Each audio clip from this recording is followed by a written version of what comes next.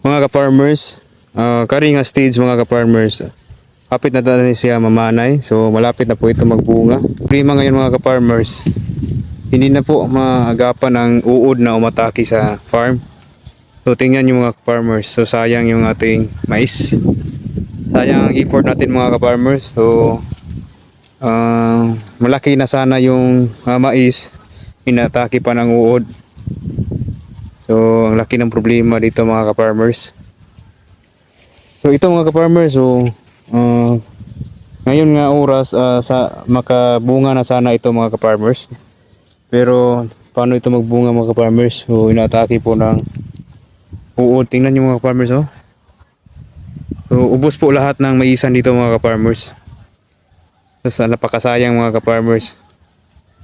So wala, hindi na makabunga mga ka-farmers kasi inatake po. Hindi pa rin natapos